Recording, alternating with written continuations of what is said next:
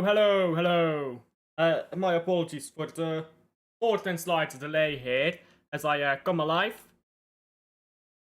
I just a very tough workout routine. Fun. Anyhow, Man City against Napoli. It's just showing, yes it is. Okay, beautiful. So against Man United, it's thing, yeah. Against Man United, the style of play I think was great. So I want to see a replication of that style of play. I don't want us to revert to something different again. Because we've seen that already, haven't we? We play a great game, we go back to formula. Play a great game, we go back to formula. I don't want that. What I want is to see just Man City play the way that we want. Don't fix what isn't broken. A lot of Man City is broken. What is for sure not broken is what won against Man United. So I want to play the exact same lineup. However, there's a problem with playing the exact same lineup. And that is mainly fitness. I don't want Rodri to get injured. Don't want that to happen. Husanov and Vardiol are both just back. I mean, Husanov has been back for a bit longer, to be fair.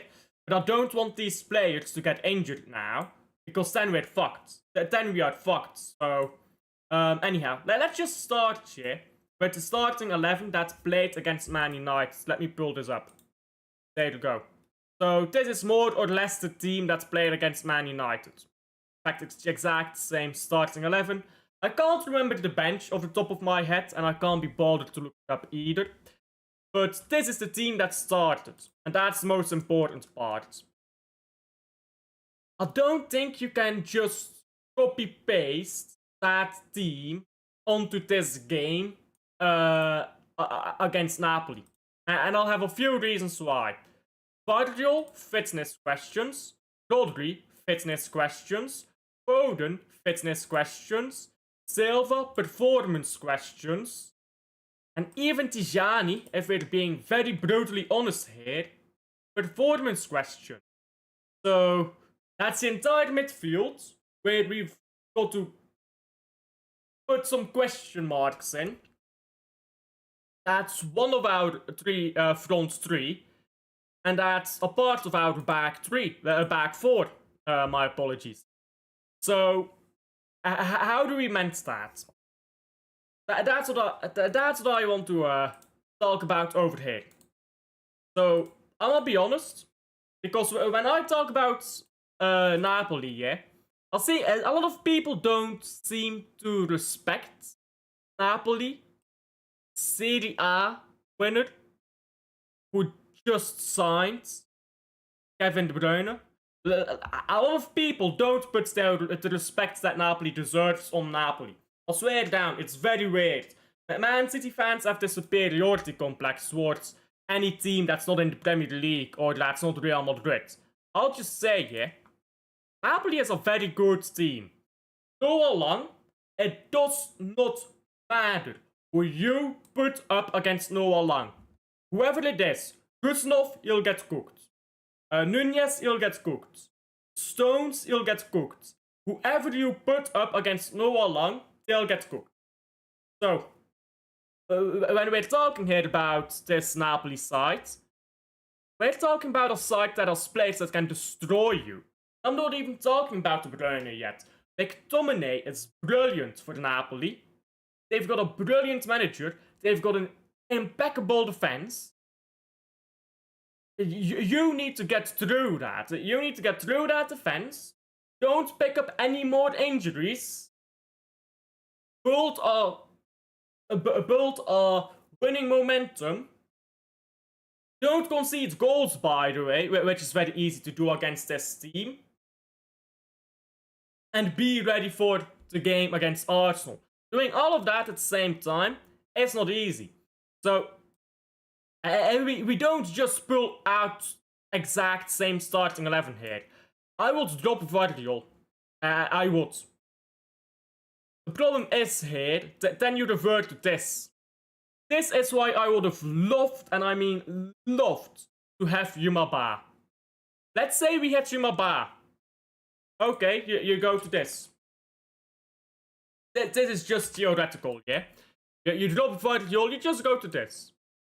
Or if you keep Vitor Hayes, well, you've kept Vitor Hayes, you just go to this.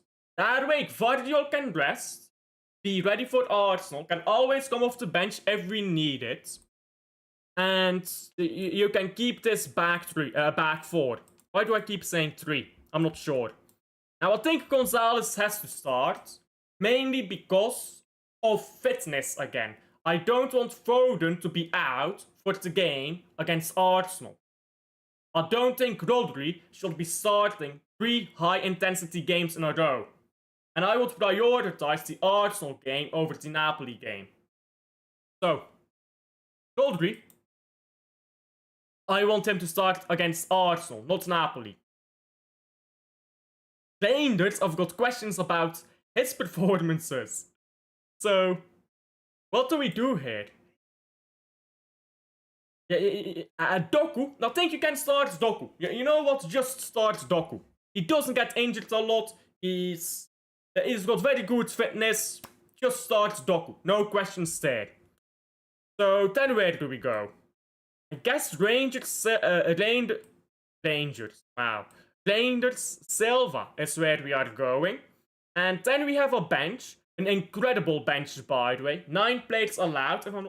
Let me look this up, actually. How many players on our UCL bench? I think it's 9. 12. Oh, okay, 12. In the Premier League, it's only 9. I didn't know that it was more in the Champions League. Okay, that's good to know, I guess. So, now let's make up the bench first. Depends on John Stones' fitness level, of course. But if Stones is fit enough, I'd have him on the bench. No argument about that. So then we have these 4 on the bench. I think this is a very solid bench to have already. I mean, Gvardiol, of course. I forgot about Gvardiol. I mean, look at this bench. This is a bit of a nasty bench, isn't it? Then you've got Savio and Nunez. And then you've got 3 spots left for the bench players. So you get in Mukasa. You get in whoever. Put whoever on that bench. In fact, put Bettinelli on that bench. You are allowed 12 players on the bench. Put 12 players on the bench. That's how I see it. Let me. This is very important that this is organized correctly, by the way. For me. Let me make sure that this is correctly organized. Now, of course, one of our center backs will have to start against Napoli, because we don't have Vitor Hayes at the club right now. What is Mukasa's number, by the way? Fine, Mukasa. I think it's 83. 63. 63. Right. There you go. I just wasn't sure about that. Had to look that up. That is difficult, isn't it? I'll explain my logic in a second, but I mean, I've thought about this, but I can't really think of a great answer, to be honest.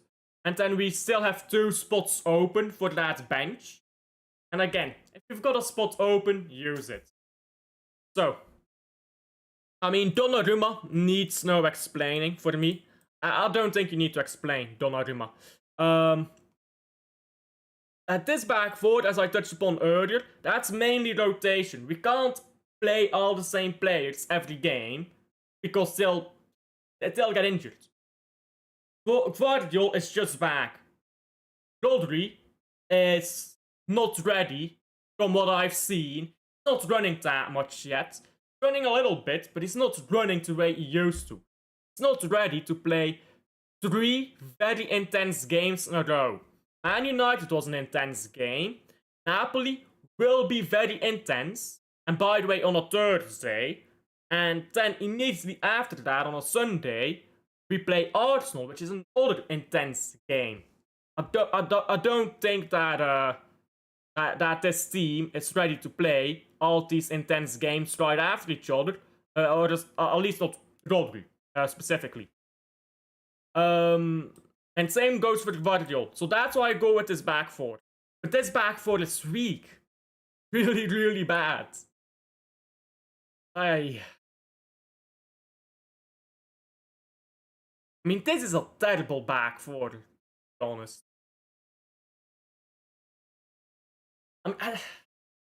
This is why John Stones and Nathan Ake should have been sold. If these guys were sold and we had Yuma Ba and Victor Hayes on the bench, I could put Victor Hayes in here, or Yuma Ba, or even both, and I could be very comfortable in that back four, whilst knowing that my Guardiola is rested for Arsenal. But that's just not the case for us right now.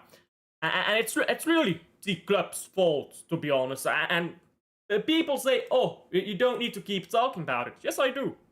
I will keep talking about it. This will not be an issue. Like, the things I'm talking about right now would just be a no issue if the club had done their job and signed the players we needed to sign. But alas, we did not. Oh. I accidentally opened Discord. That's gonna load up now. Hello, big up to win. Today, Ajax against Inter Milan. Imagine Scott McTominay gets a red card. Big up to Rosa, by the way. Yes, I will pin that very quickly. There we go. So, just to the exact same team as against United. No. Do you think Rodri is ready to play 3 highly intense games right after each other? What do we do if he gets injured? By November, let's say December, let's be conservative. By December, Rodri will be completely fit again. If we're being conservative here. So we can have a completely fit Rodri picking us up points from December onward. Or we could rush Rodri into playing 3 games super intense after each other, lose him for another half a season. I mean, that's not worth it. Short term, sure, he might be better. But long term, that's terrible.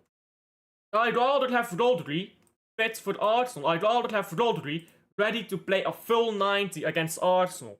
Rodri cannot play a full 90 against Arsenal and against Napoli and against Man United, can he now?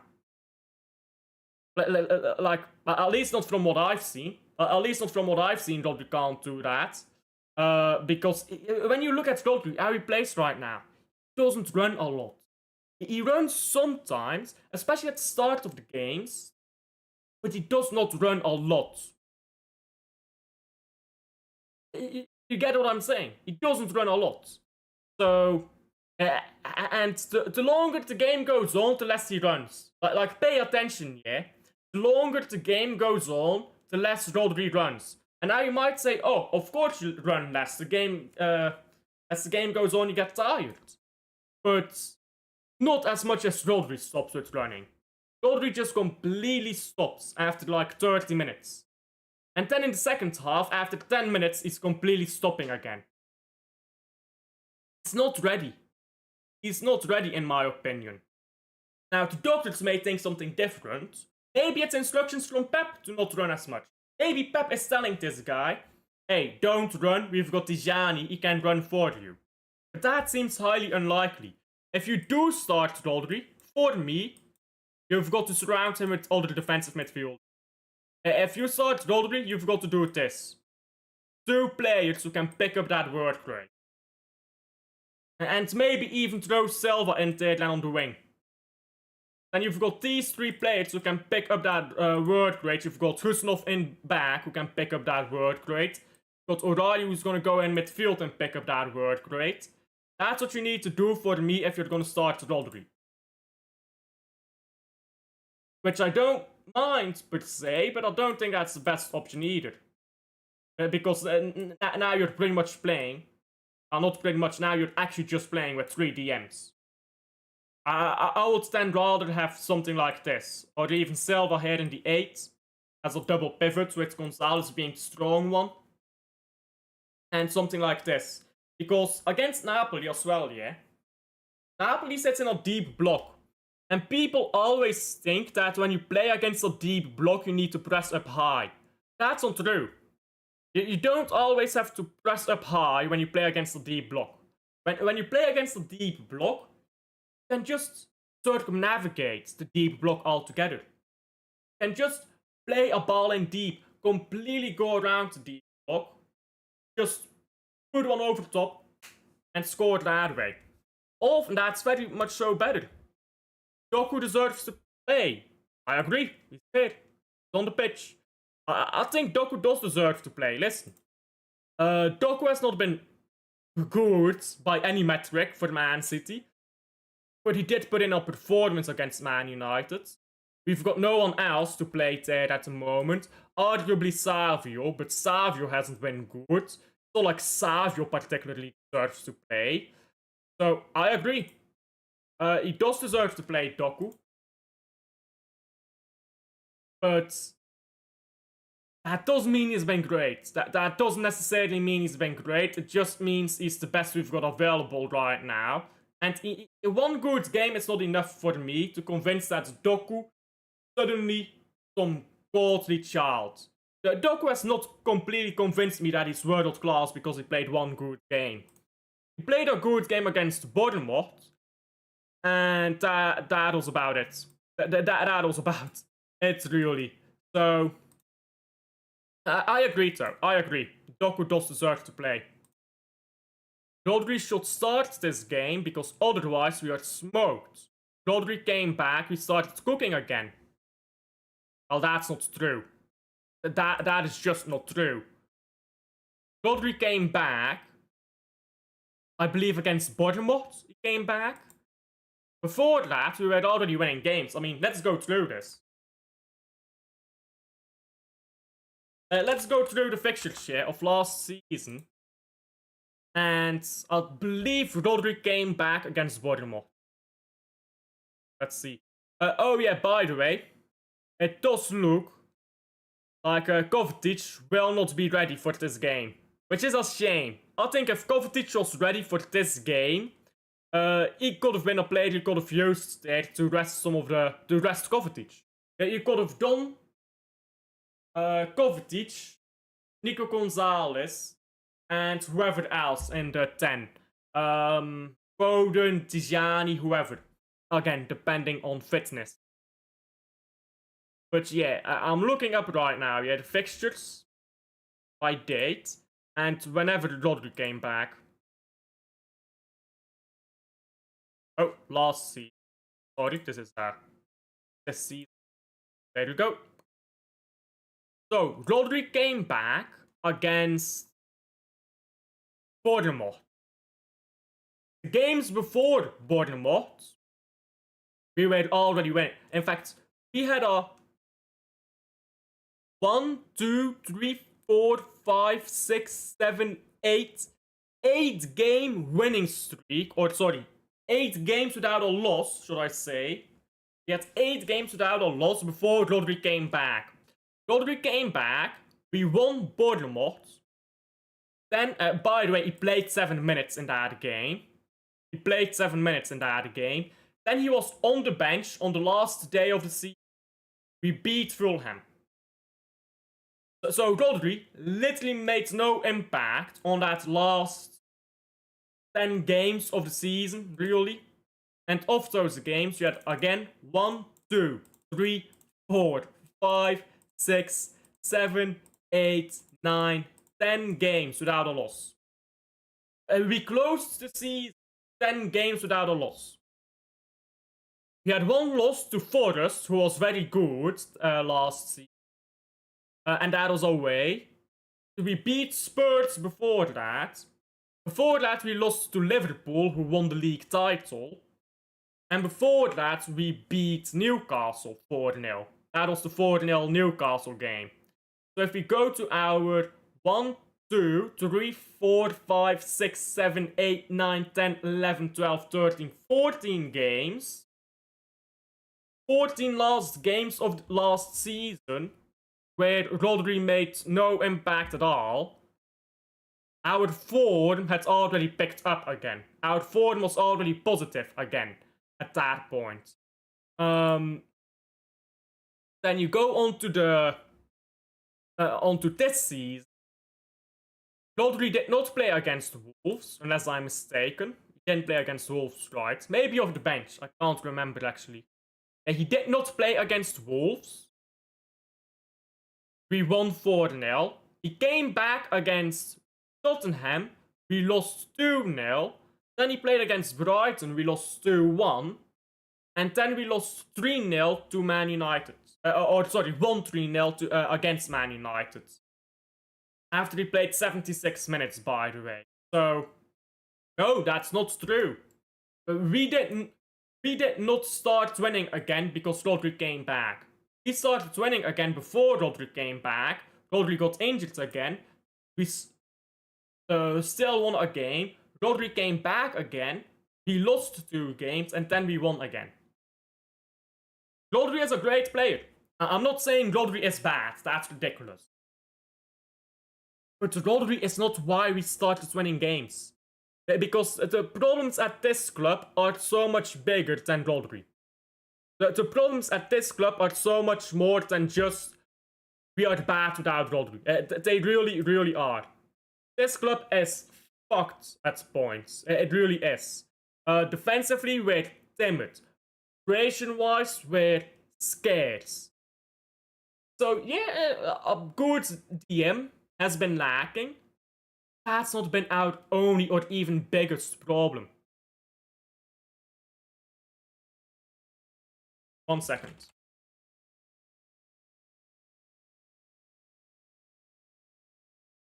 There you go. I just edited the title quickly. I'll take because I like Rodri. I can't wait for the BRUYNE hat-trick. Aye. Bro, 3-0 Man City. There you go. We've got someone positive at the very least. 3-0. We'll be going with that. But no. Let me go back to the drawing board. There you go. So against Man United, I said I'd just do a 4-4-1-1. Or something similar to that. Or even a 5-4-1. I said something like that. I think this game... I mean, if we play style-wise, if our style is similar to the Man United game, I think we should win. Or at the very least put up a good performance. Again, winning is not guaranteed against top teams like Napoli. I think we can put up a really good performance because... back 4 is so weak though. Against Man United you had Gvardiol here helping out. Here you don't have that. Do we start Gvardiol anyhow? Do we risk Gvardiol? Because Gvardiol plays against Man United, Napoli, Arsenal, then he can rest against Burnley, right? And he doesn't have to play against Huddersfield either. So that's 2 games you can rest him. So maybe you don't need to rest Gvardiol in this game and you just stick with this back 3.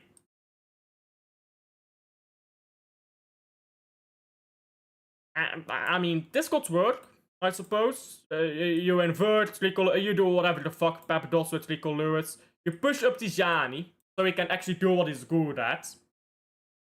And you try your best to just ball out. I think that's how we do it. Be tight in defense, don't keep the ball for the sake of keeping the ball. I think that's how we should play against against Napoli. Anyhow, let me go through some stuff here quickly. Second. Oh. Let me go to City Extra quickly. Because there were some quotes that I wanted to go through. From the press conference, there you go. Here we go, Donnarumma. Some people did not want Donnarumma, by the way. Let's talk about Donnarumma. Let's talk about Donnarumma, bro. Some people, crazy people, did not want Donnarumma. Some people were saying, oh, he's not an upgrade, or oh, he's bad with his feet. Those people are gone after one game. Those people are talking about Donnarumma now being God Almighty or something like that. By the way, you know how crazy some flip-flops are? Like, I don't mean to call anyone out by name, but there is someone who's quite popular, I would say, and he literally went on a panel show, argued why Donnarumma is not good enough for Man City. Then after the Man United game, he said, I always backed Donnarumma. No, he didn't. Literally, back-to-back day shit. Consecutive games. People are crazy flip-flops nowadays. People are crazy flip-flops. But Donnarumma, if we win any game between this game and the Arsenal game, undoubtedly Donnarumma will be a big part of that, because our defense is still weak. Even with having Husnov, Diaz, Vardiol there, that's not a perfect defense, because you're playing a centre back at right back, you're playing Vardiol, Diaz, even though Vardiol is not completely fit yet. O'Reilly at left back is not perfect either. So you've got a lot of questions there with that defense, I think. And again, they have some dangerous players. Napoli is not a weak team, as Donnarumma says himself. Arsenal fans getting excited about that high line. Pep better drop it. I think you're speaking to a wall if you expect Pep to drop that. If we have pace in there, I don't mind. If we have pace, fast players in that high line, I don't mind. But we need to put that pace in there. And in recent times, we've not been doing that. Until the Man United game, at the very least. Anyhow, Donnarumma on Napoli. This is a piss take, by the way. This is a proper piss take. One of the most dangerous in Napoli is Scott McTominay and Rasmus Højlund.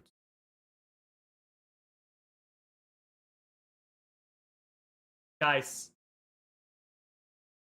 our goalkeeper is wrapping Rasmus Højlund. Anyhow, we continue. They defend very well. That's what I said as well. They're great defensively. I people are like, oh, but Conte in the Champions League doesn't have the same record. Well, who gives a fuck? At the end of the day, yeah, it is Conte. At the end of the day, it is a very good Napoli team. Oh, but in Europe, it's not that good of a record. Well, that's not even true either, is it? Like, let's go to Conte right now. Let's look at this terrible European record that Conte apparently has. Europe. Here we go. Round of 16 with Spurs. Got grouped twice, sure, but round of 16 with Chelsea. I'm pretty sure he lost against was it Madrid? No. Barcelona. Yeah, Barcelona. So that was peak Barcelona that he lost against. Juve, quarterfinals. A final in the Europa League. Quarterfinal with Italy in the Euros. So people are telling me that this guy has a terrible record in Europe. But he's gotten to finals, quarterfinals, semi-finals, round of 16. And yeah, sometimes he's gotten grouped, but I feel like these groups are not as easy as some other groups sometimes are. You know what I mean? Because Why does it not show you? That's so annoying. Let's see who they had in the group stage here, Juventus. Because I think that they probably had some tough teams. Galatasaray. Should have beaten, but... I mean, Real Madrid. There you go. I mean, yeah, Real Madrid is tough. Galatasaray is tough. There you go. Bayern München in the group stage. That's always fun. Bayern München and Chelsea. They were never making it out of that group stage. So people are saying that this guy has a terrible record in Europe. He doesn't have a great one.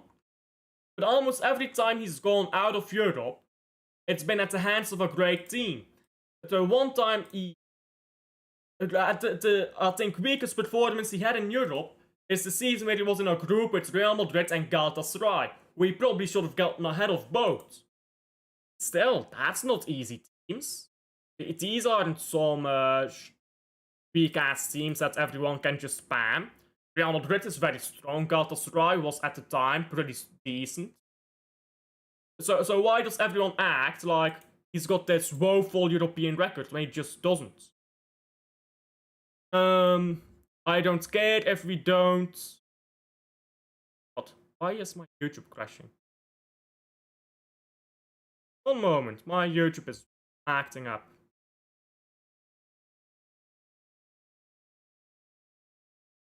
Doing YouTube.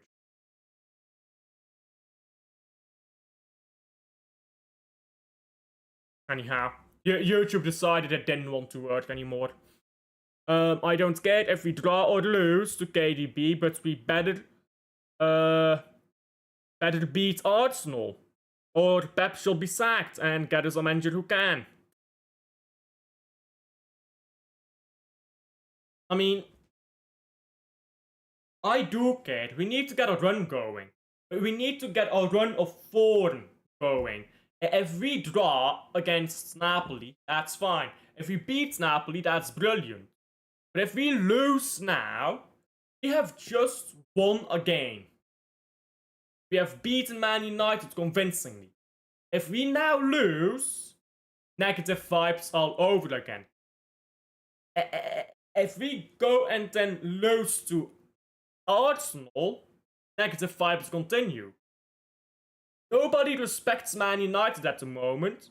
So then people will say, oh, you beat Man United, but that doesn't matter, does it? Because respectfully, Man United is not a good team.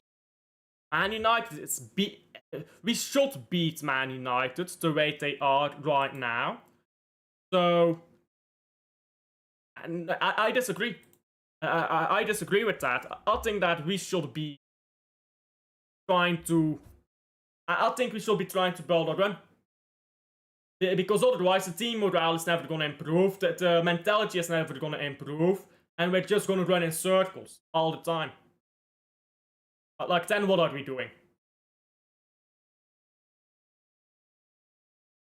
Then we're wasting our time, really. Anyhow.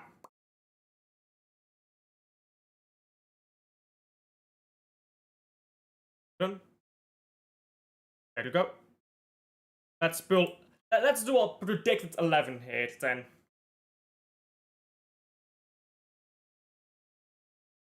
And don't tell me Arsenal is a better team. They are. PSG won the treble, and Arsenal played in the semi-final against them. And Chelsea beats them convincingly in the Club World Cup. Because Valesco had a game plan. Yeah, but here's the problem. You're looking at one game. Chelsea beat PSG in one game. PSG immediately started changing how they played. Pretending like Arsenal is not a good team is just weird. They are a good team. Arsenal is a good team, so is Liverpool. So is Napoli. Such strong sides. You need to respect your opposition. Because otherwise you'll just keep losing and losing and losing. If you think you're better than everybody, you'll lose to everybody. That's just the way it goes. we're not that side to be pretending like Arsenal are some scrubs. We are not that side at the moment to be coming into these games with chest. We just are not. I really don't think we are. Let me do a football lineup builder. I'll predict 11. There you go. Let's do 4-2-3. 1.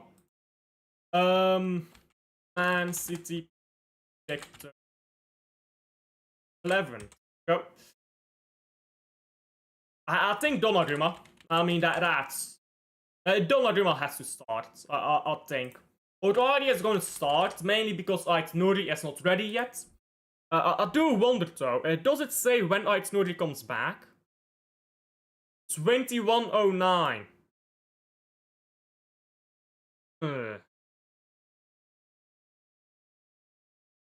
Is Ait-Nouri ready then to be playing against like Arsenal?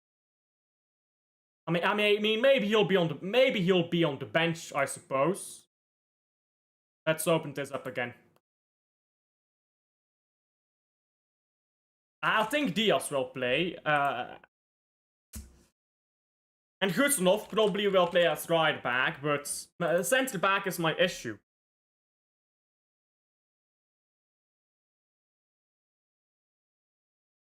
I mean, I would be worried about Josko's fitness. But I guess if you're Pep and you need to win these games, you do just go with Thomas Frank, Eddie Howe, Nuno, Iriola all beat Arsenal. And they aren't better managers than Guardiola. This system makes City look weak when we aren't. Yeah, but all those managers also lost to Arsenal. So... Every team will lose a game at some point throughout the season. No team has ever completed a season not losing a single game. Celtics quadruple winners lost games. The treble winners, Man City, lost games. The Invincibles, Arsenal's Invincibles, lost a Europa League game and lost an FA Cup game and a Carabao Cup game. Every team is going to lose games. Just because Arsenal lost a few games last season doesn't mean they're shit. Because they won more games than they lost. And they won more games than we won. And what form is Arsenal on right now? Let's see. So, Arsenal beat Man United to start the season. Spammed Leeds, lost to reigning champion and currently first in the league, who I think will win the league again. Beat Nottingham Forest, who was very good last season. Beat Bilbao. And then we're coming up against Arsenal. These are not scrubs, bro.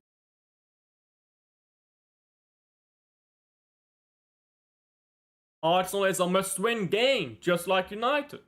I don't care. We already lost 2 games. The way back to the top is to start winning. But now you're talking about something completely different. Yeah, we've played terrible in the past few games. I agree.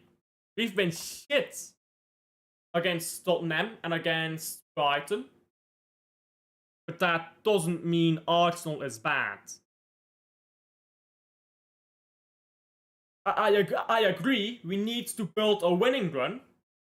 I agree, we need to start beating Arsenal.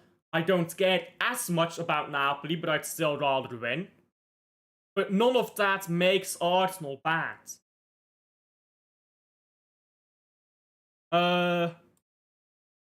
Yes, how are you? Can't wait to go to this. Oh yeah, you go to this ETIHAD, don't you? Big up to Liam, by the way. He's going to the stadium to watch this game. I'm sure it's going to be a great game to watch KDB score 2 goals past us. Sad days. But I'm doing great. My muscles are dying though from my workout routine. But oh well. I'm gonna start Nico G. Rodri needs to be rested. I'll do this midfield, yeah? Where is Reinders? Reinders. There you go. I'll do this midfield. Because I'm not sure how fit Foden is. He looked fresh, to be fair. Actually, yeah. Let's do this. Let's do this. There you go. Voila. Let's do it this way. I'm assuming Foden is fit enough. Haaland, I mean, that's a no-brainer. And then Doku, that's left wing. But here is the thing, yeah. Because Napoli defends deep, and will sit in a deep block, I think we might play Savio instead. Because if you pull out Savio against this team, toss in some balls. Okay, you don't have to play high up the pitch to beat a deep block. You can beat a deep block by just crossing in balls from this area. At the moment you're in this area and defenders are coming back, cross the ball in. Immediately you cross in the ball, try to get something going in front of goal, and that way you can score past a deep block. You don't always have to press high up. Loads of empty seats, surprisingly, in third tier, like a few thousand. I guess that's the ETIHAD effect. Why do people want Ake to be out left back over O'Reilly? Ake isn't the same Ake he was 2 years ago, sadly. I don't get it either. I don't think Ake has been good this season. I mean, he's not played a lot, but games he did play, he was bad. So, I don't get it either, to be honest. I think it's quite... I think it makes no sense. Like, what has Ake... let's be honest. What has Ake really done this season? Or last season, for that matter. Miss a bunch of games while out injured. Play average to poor when he has played. And he's been slow. He's not looking... I mean, all of these old players who's picking up a bunch of injuries, they look slow. It's almost like when you get old and you get injured a lot, you're gonna slow down. Who could have guessed? At age and injuries make you slow down. That's some real rocket science, if you ask me. If we were to beat Napoli, is it a statement? Like I said, I don't know how good Napoli is. I think it is a statement. I think Napoli is a very good side. I mean, again, people undermine Napoli because their coach is Conte, which just doesn't make sense.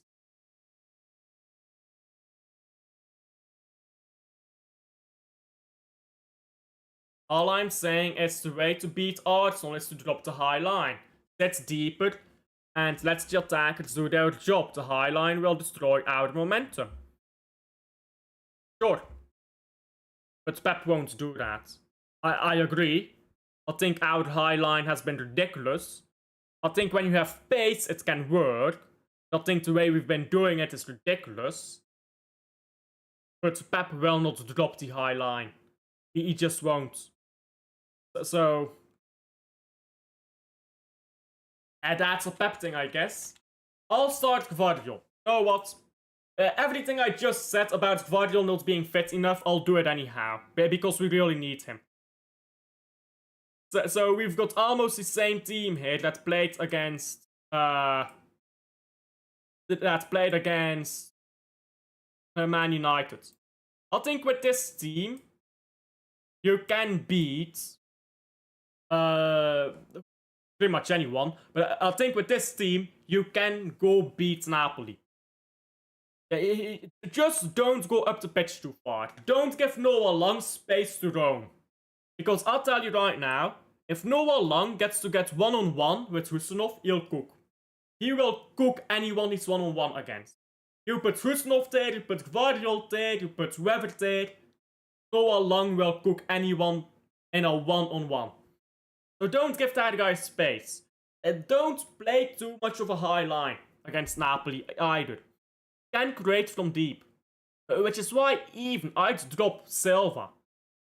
I'd drop Silva. I'd put Oscar Bob there because Oscar Bob has a better cross on him. And I mean, I guess I will do this. Let's O'Reilly invert, Savio go out wide, and then you place Bob here.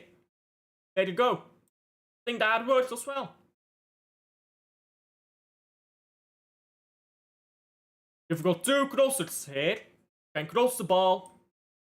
You've got two players here. There you go. You've got two players here who can play balls in behind.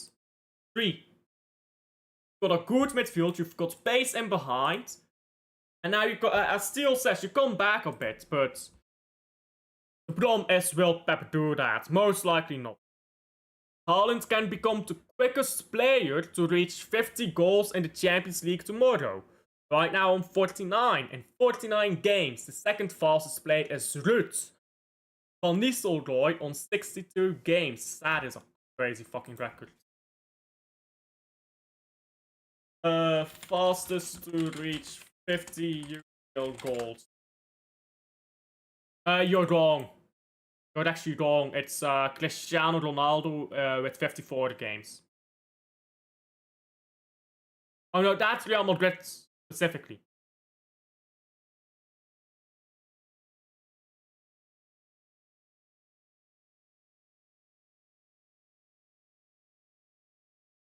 This is Dead's transfer market.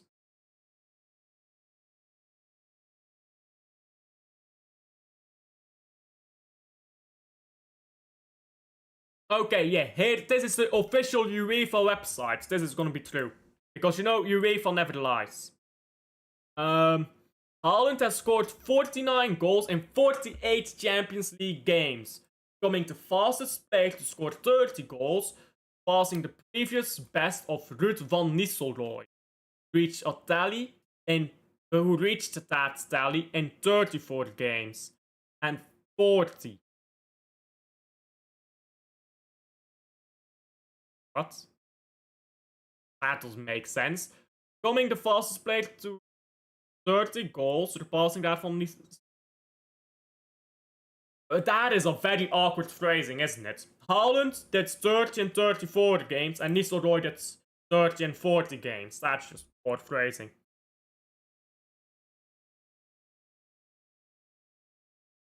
What?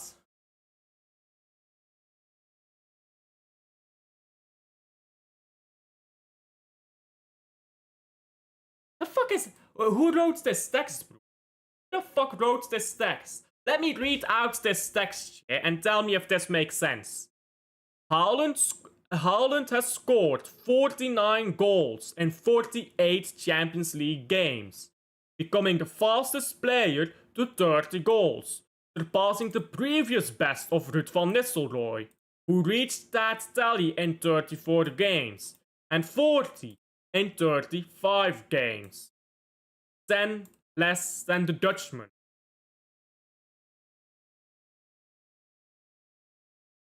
Did someone have a stroke while writing this? So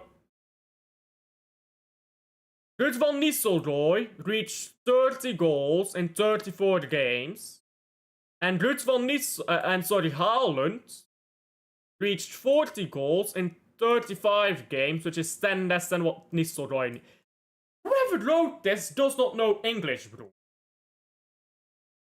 They are using neutral tenses to refer to two different individuals in the same sentence. That is not how the English language works, my guy. This person needs to be sacked, bro. That makes no sense. Still debating Donnarumma and Trafford for tomorrow. Still seeing people, debating that. Guys, I'ma be honest. I like Trafford. He did a decent job when he first came here.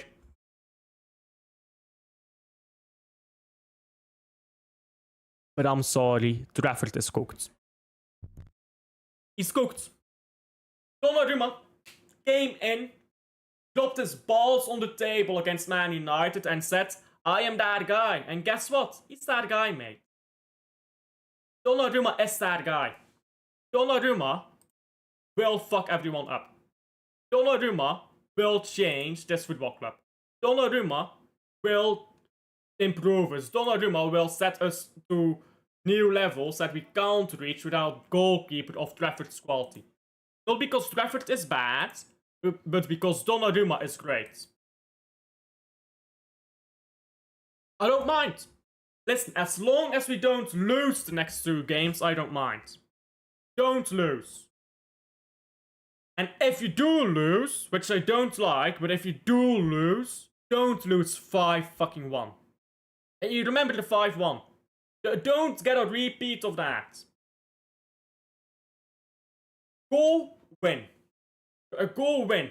And if you can't win and you draw, so be it. But show that you're a better team than last season. Because people talk about progress. Where is the progress from last season? I don't see it. Because we're still losing a lot of games. We're still not winning consistently. Well, at least Ortega isn't in the net. He let in every shot that game, I swear. I mean, the difference between Ortega and Donnarumma is massive, isn't it? That is how you win games that you don't deserve to win. That is what you need to do as a champion side. A Champions League side especially.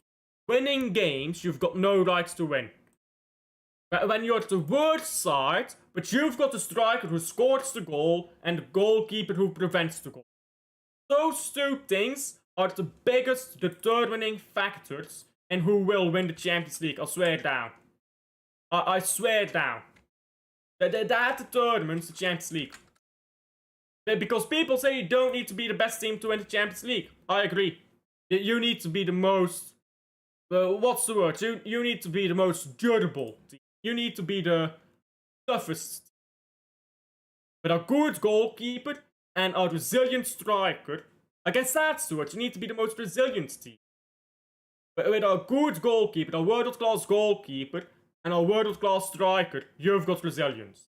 Because even if you're shit all game, that striker will score you a goal, and that goalkeeper will keep the score 0-0 until the striker scores. So even when you're shit, you win 1-0. And then we can focus on being good. And then we can go win 3-0 and 4-0. And we can work our way back up to what we used to be. Because let's be honest, that's not really who we are right now, is it? But then we can build our way back up to that.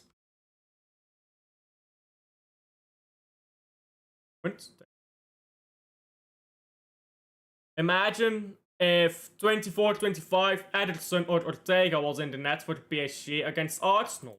Then they would have never gotten to the final. I mean, goalkeepers can make or break a team. They can make or break a game. And I don't mean because they pass the ball better. I mean because they prevent shots from going in. I don't get how people don't get it. You know what I mean? I don't get how people don't see the value in a goalkeeper who stops 3 world-class shots. Who prevents 3 goals that should have never been stopped. I mean, the save Donnarumma made against Man United, that's just a top-drawer save. I think it was Mbeumo's shot. Mbeumo should have scored there. Donnarumma stopped Mbeumo from scoring a goal that should have always gone in.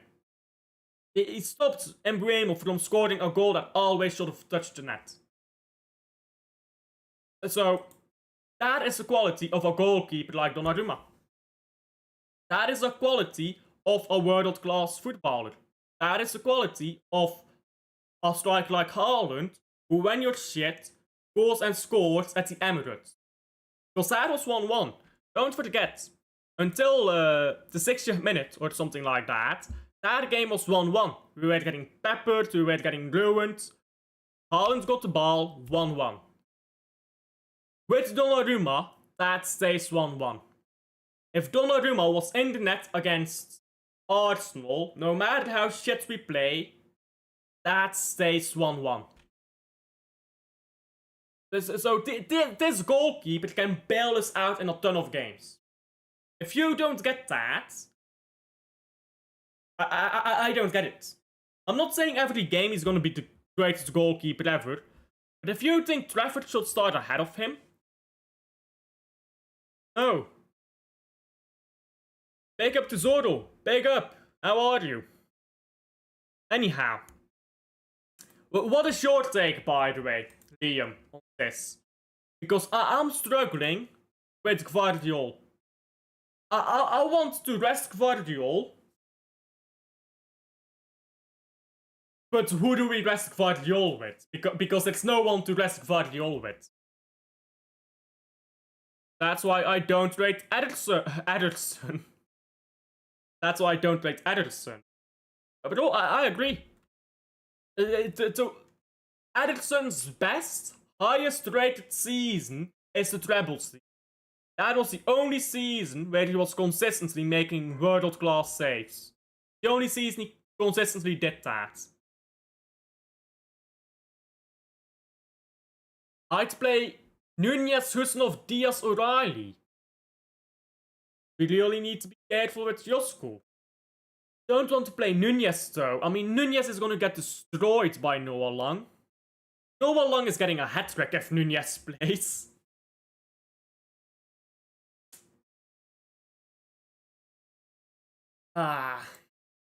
This is a problem with depth. I mean, I've talked about this for a while. When you don't have depth, this is the problem you run into.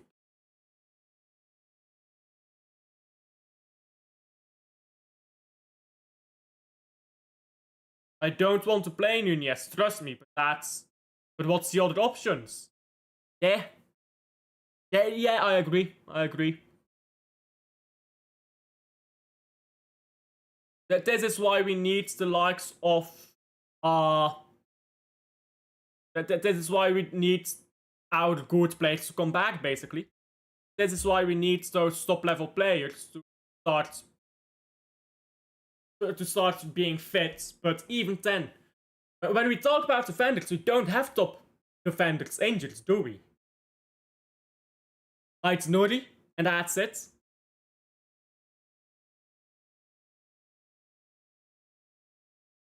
Josko's situation reminds me of Rodri last season. Burdened out the season before, missed first 3 games, thrown back in. I agree. I agree. I think it's. I want Josko and I want Josko, and Rodri to play against Arsenal. I don't want them to play against Napoli. We draw against Napoli or we lose against Napoli, fine. We're gonna have a lot of easy games coming up in the Champions League. We need to beat Arsenal. Show a winning mentality, show a winning run in the league, and get back on form. Get a winning run going. Arsenal. Huddersfield? No, Burnley. Huddersfield. And then whoever we play next. Get that winning run going. If we go all out now to beat Napoli, and then the next game we lose again, I mean, what's the point in that?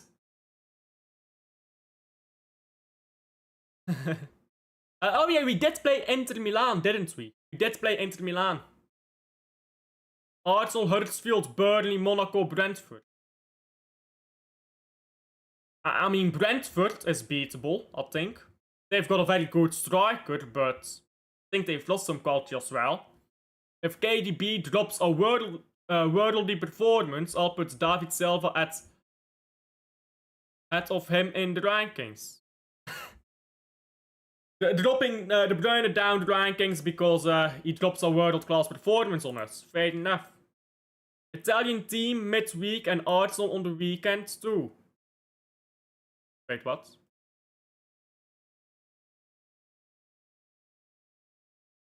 I just read this exact same comment. I think you just put in the exact same comment again, Liam. Liam stinkt and hooked.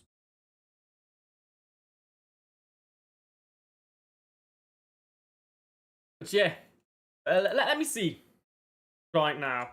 what our next few games are, other than just the ones you've visited already.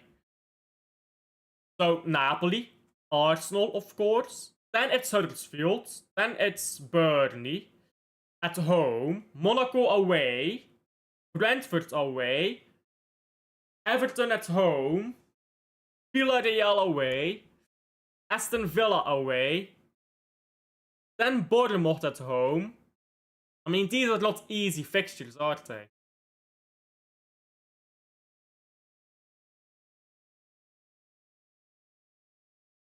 Thought it didn't go through. Sorry. Oh, no worries. No worries, mate. No worries. YouTube is fraudulent today. I'll swear it down. YouTube is on fraud watch today. Let me check here. Can I see this somehow? I don't think I can. Yeah, I wanted to check something, but I don't think I can see that right now. That's annoying. Oh well.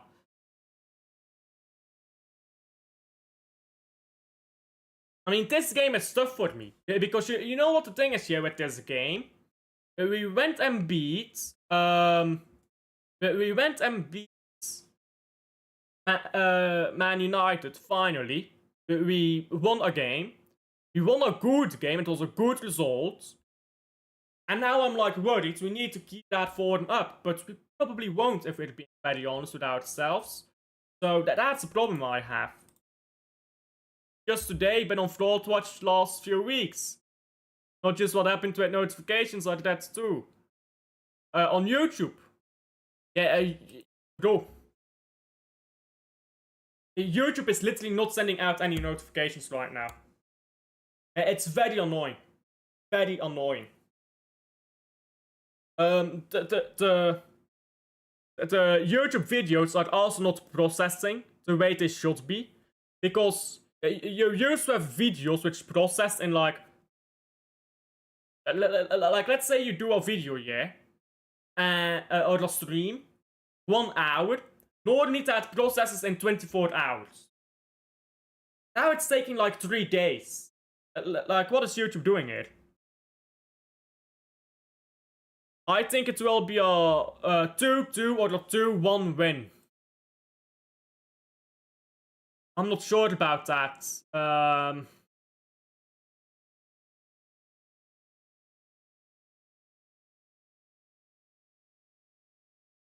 What do I think? I think if we go pull out our best 11, I think if we go do this, and then you, I guess you probably play Doku here, because he does deserve to play. And then you put Savio here for that crossing ability.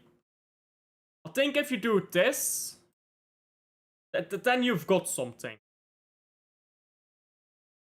Oscar the Bob could be here as well. That could be either Savio or the Bob. It doesn't really matter.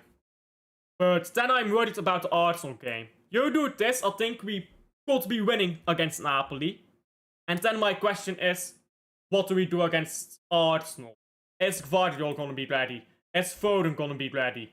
Just coming back from their injuries, having played 2 intense games immediately. That's the question I've got. That's why this game is so weird to me. I think I see how we can win the game. I'm like, a lot of these players are only just back from injury. I don't want them to play this game immediately. I know the strengths of Napoli, because I like watching Napoli quite a bit. I mean, they've got BRUYNE, Noah Lang, they've got McTominay there, who's certainly great. Xavi is my guy, but he's heavily nerfed on the right.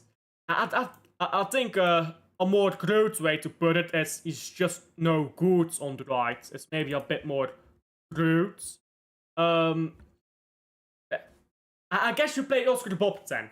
I guess that's the solution. Go play Oscar the Bob on the right wing. Let's bob ball out and pray everything goes right, basically. But then Oscar the Bob. One game he plays great, the next game he drops a stinker because he's young. That just happens with young players. So you want to play Silva there. Or maybe Silva in midfield for the work rate and you put Foden on the right. But now you're changing a bunch of things. I mean, that does show how easy it is to overthink, doesn't it? Maybe I'm overthinking. Listen. Maybe I am overthinking it and we should just play the I hit my fucking piece. Maybe we should just play the exact same team that we played against Man United. Maybe I'm just overthinking all of this. I don't know. I really don't know. I think this just shows how bad our squad is. I know. But it's happened, it's in the past, stop talking about it, but I won't. Imagine this for a moment. Imagine this. We have Yumaba. Imagine we have Yumaba. Okay. Voila. Problem solved. Problem solved. And imagine we have Jared Bowen. Let's say we have Jared Bowen. I don't care who leaves for Jared Bowen, but imagine we have him. Voila. And then you can always play Bob on this side as well. If you don't rate Doku at all. And then you've got a team there. Then you've got a team. This is what depth looks like. Just 2 players we should have maybe had extra. Or Echeverri. A player who already plays for Man City. Echeverri. Look at how much stronger this looks. There you go. You put in Echeverri here. And then maybe you do like Doku and you have Doku here. But Doku plays poorly, you can bring on Bowen. Even with the injuries you already have. Or let's say we sold Savio and we got Rodrigo. I mean, imagine this. I mean, look at the difference. This is the problem. Sometimes when you need to rotate, you can't. Your starting lineup looks good enough, but your bench, your rotation, it's not there. It really isn't. The crazy thing about tomorrow game is no one will be surprised whatever the result. Who's the 6? Probably Gonzalez, which again, that's not a great option either. According to people, I think Gonzalez can do a job in the 6. I think people slant on Gonzalez too harshly. But a lot of people say Gonzalez isn't good enough as a 6. But there you go, no depth in the 6. That's the issue, man. I'll say that that's the issue with this squad. It's not the starting 11. Look at the starting 11, it looks so good. But you take some of those players out and you say, rotate. Now you're just looking at this squad and you're thinking, well, this is awful. That is a problem. That's why we're going to lose a lot of games this season as well, I think. Or at least until January, when we go buy a proper right back. Which means Gustinov can become a pure centre back. Which extra depth on right back and in centre back at the same time. And then we go bring back Echeverri from loan, I guess. Until then, our depth will be poor. And Nunez, by the way, can become a right winger. You playing Nunez as a winger. Hey, let's talk about that. Let's talk about Nunez as a winger. There you go. Hey, Nunez is a great crosser. Why did I not think of this earlier? You have Nunez on the wing.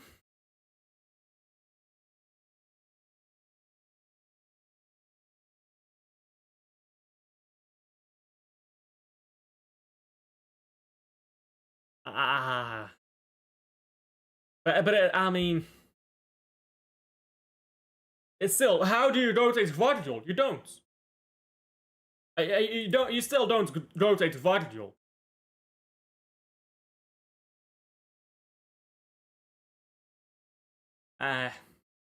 If I was Pep right now, I'd be giving up.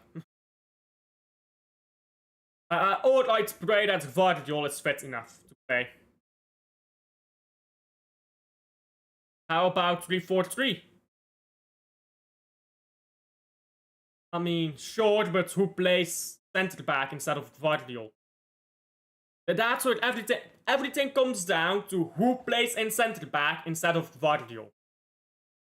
Who do we... Guardiola needs rest. That's your assumption here. Guardiola needs rest.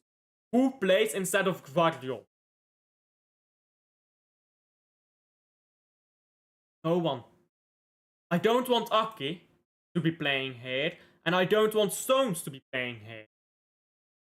I want both Guardiola and Husnov. But I'm saying Guardiola needs rest, so who plays instead of Guardiola?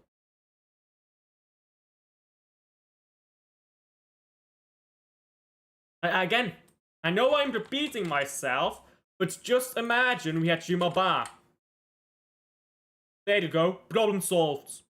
Guardiola gets rotation, you get an incredibly quick centre back there, who's very, not experienced, but very mature and very tempered, makes a very few fouls.